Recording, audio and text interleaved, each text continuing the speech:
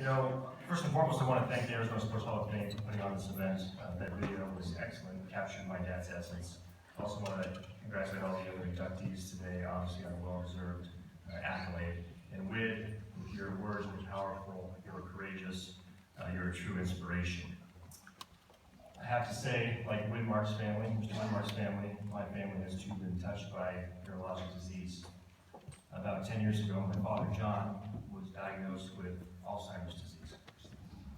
For the past 10 years, we've been on an odyssey of sadness, fear, and unknown. And even throughout those trials and tribulations, my dad's spirit, his essence, is still visible. The twinkle in his eye, the sparkle, the positivity, it's still there. And it's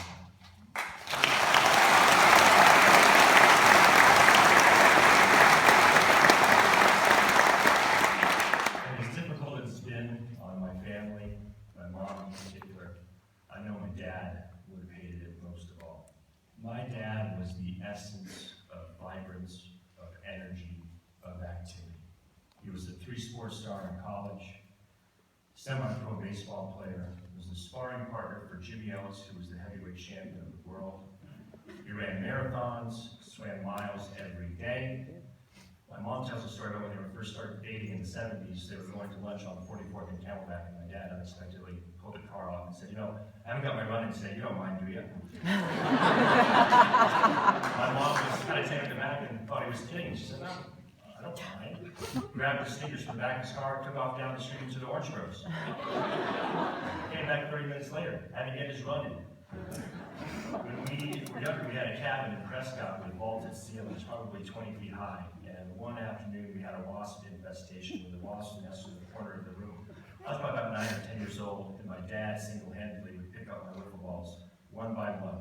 Wasp on the ground, wasp on the ground. No wasted motion. I couldn't beat him in a foot race until I was a junior in high school. When I was a sophomore, I was running a 4.7. But besides, and it's true, my dad, and you saw it on the video, had an unbelievable career, 4-decade career in professional and collegiate coaching. Had wins, accolades, awards, achievements, and championships. But really what defines him is his integrity, his class, and his dignity. Second to none.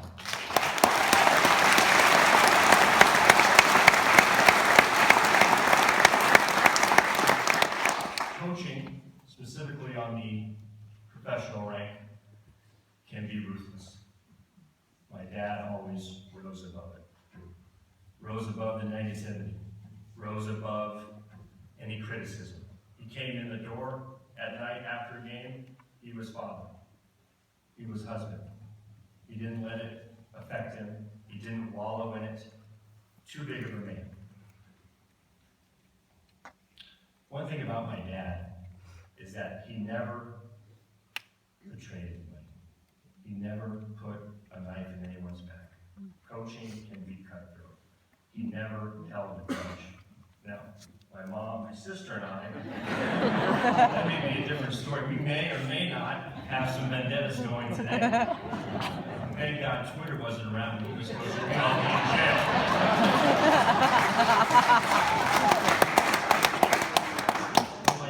Always the bigger man because he was the best man.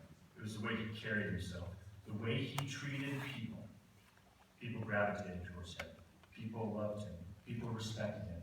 Never heard one person say anything bad about my dad. You don't hear that from someone who's in the public life.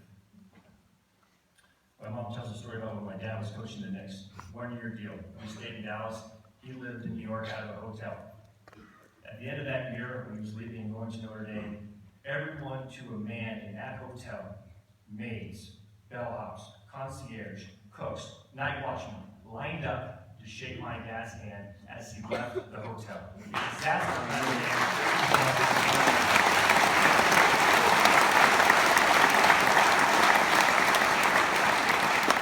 It's a great pleasure for my sister and I to be living here in the Valley, my mom as well. And to have people find out who my dad was. And to a man, everyone says, how respectful they were of my dad, how my dad was so classy, and how my dad just oozed respect.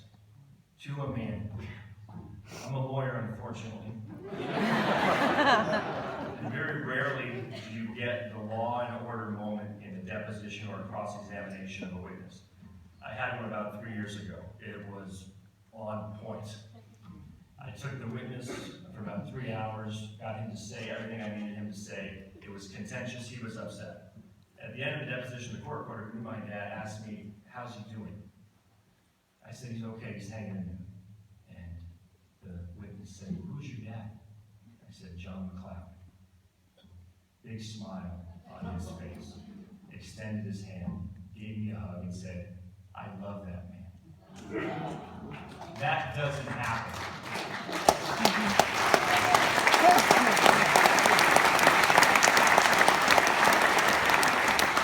My dad always told me, leave your mark. Whatever you do, leave your mark. He harped on me incessantly, leave your mark. Well, he certainly did. He left a legacy of class, integrity, and dignity.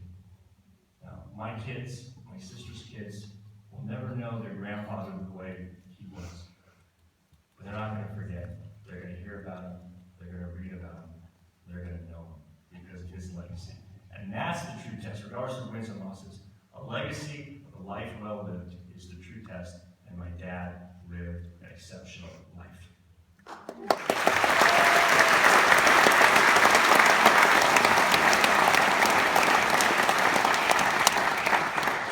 I love you, Dad. I am humbled to receive this award on your behalf. I wish you could be here. You would have loved it. Thank you.